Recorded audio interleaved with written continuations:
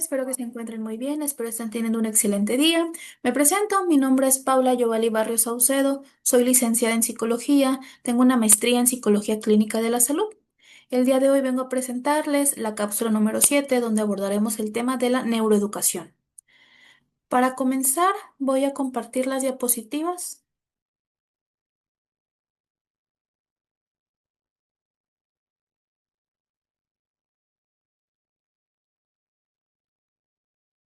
Iniciamos con el tema.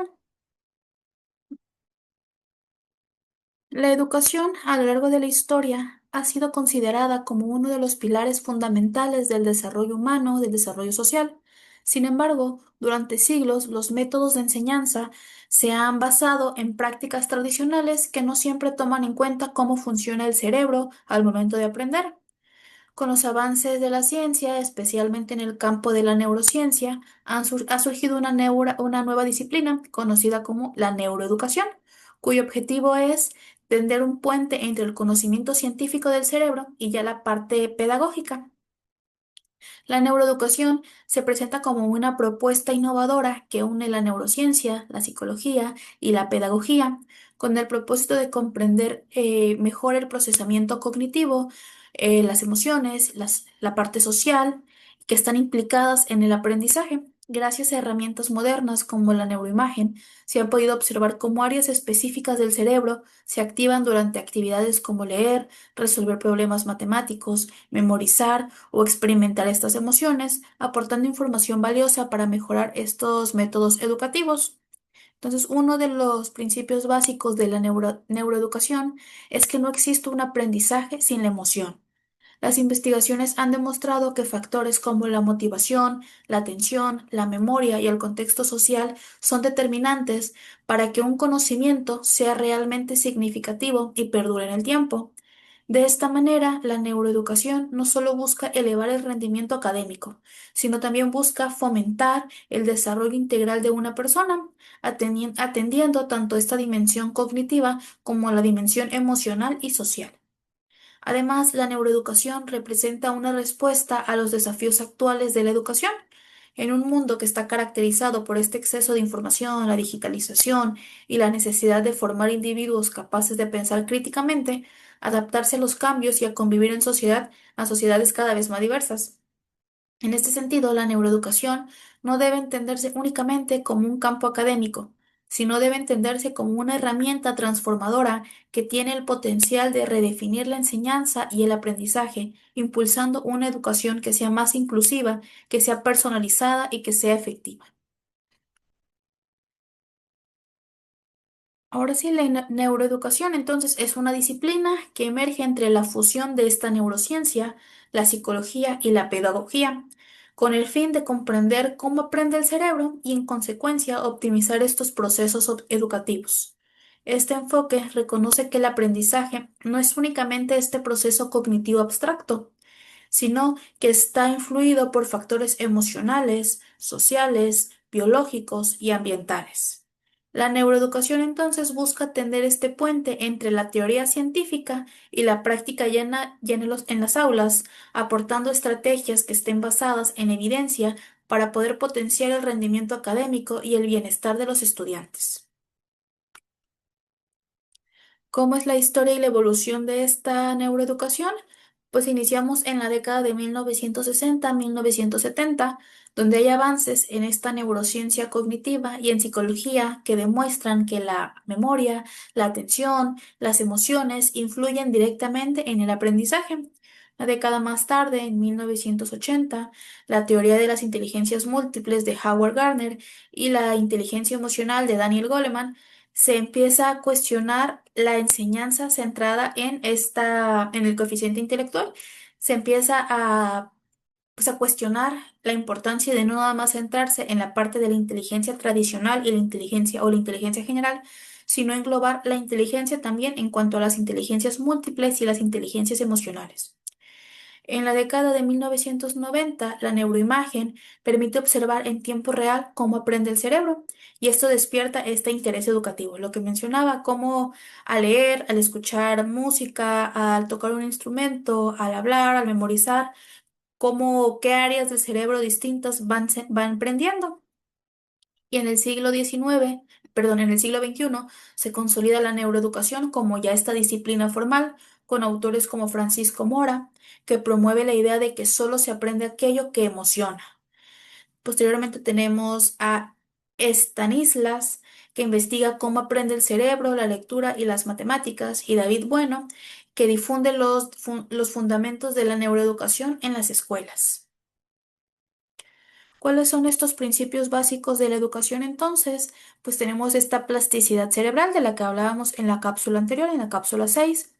Pero esta plasticidad cerebral es esta capacidad del cerebro para poder cambiar su estructura y sus conexiones neuronales en función de las experiencias y del aprendizaje.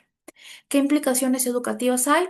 Pues cada vez que un estudiante practica una habilidad, su cerebro fortalece estas conexiones sinápticas que están relacionadas pues con esta actividad que está practicando. Por ejemplo, un niño que practica una lectura diariamente va a generar estas nuevas redes neuronales que le van a facilitar esta comprensión y esta velocidad lectora. Por eso cuando los niños empiezan a leer, pues quizá empiezan a leer con cuentos más cortos, a unir apenas palabras, empiezan con oraciones y poco a poco, conforme van aprendiendo y esta plasticidad van generando estas nuevas conexiones neuronales, pues ya les facilita su comprensión, ya no nada más es leer por leer, sino ya pueden comprender qué es lo que están leyendo, pueden leer párrafos más grandes, pueden leer con mayor velocidad. ¿Cuál es la importancia de las emociones en el aprendizaje entonces? Pues la emoción es el motor del aprendizaje. Sin esta emoción no hay una motivación y sin esta motivación entonces el cerebro no es capaz de retener esta información que es importante. La base neurobiológica pues se encuentra en la amígdala y en el sistema límbico que participan en la consolidación de estos recuerdos cargados de emoción.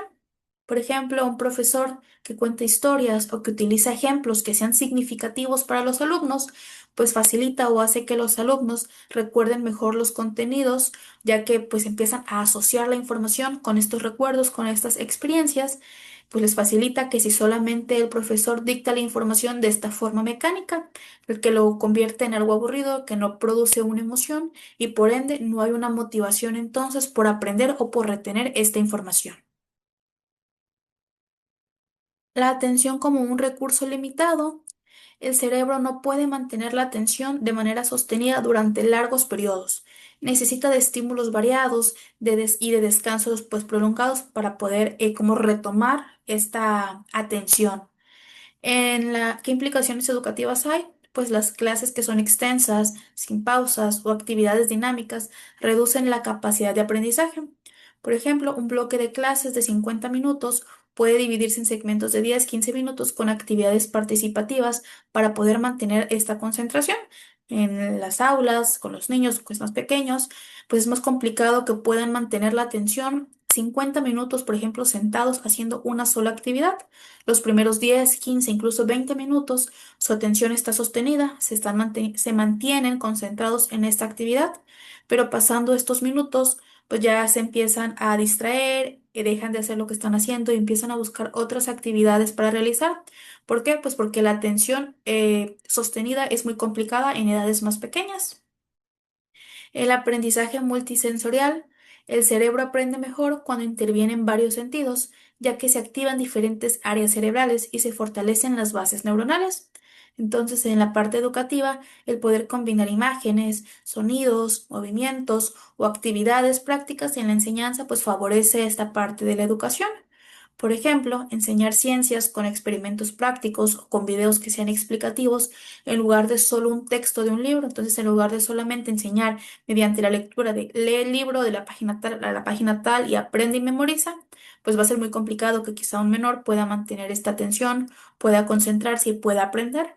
Que si se explica esta información, quizá mediante cuadros conceptuales, organigramas, imágenes, videos, que además de mantener el sentido pues de la vista, pues puedan estar escuchando.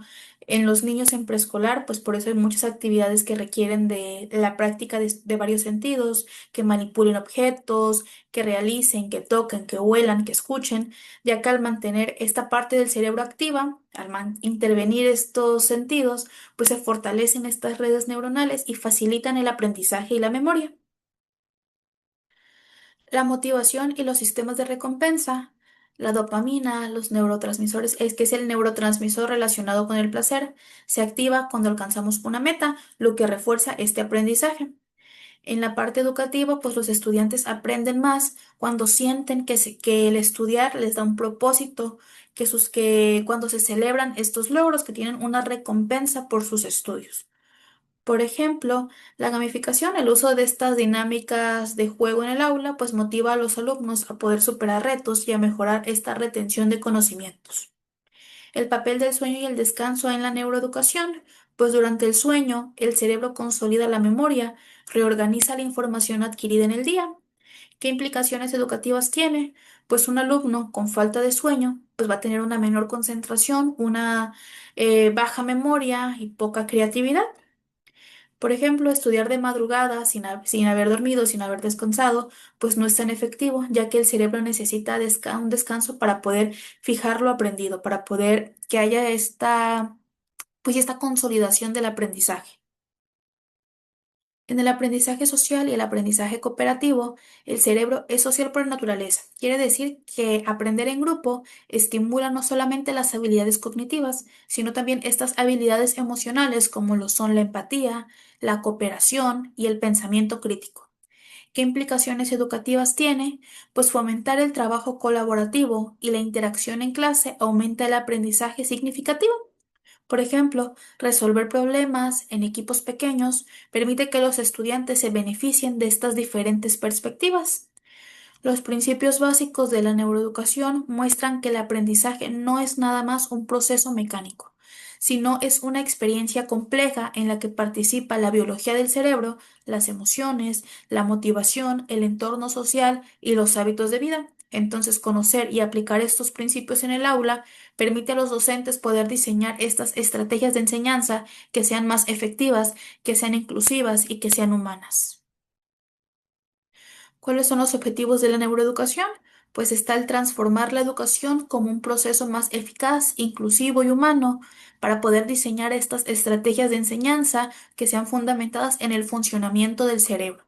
Favorecer el desarrollo de competencias cognitivas, emocionales y sociales, así como potenciar la creatividad, la innovación y el pensamiento crítico, y reducir esta brecha entre la educación tradicional y las necesidades actuales.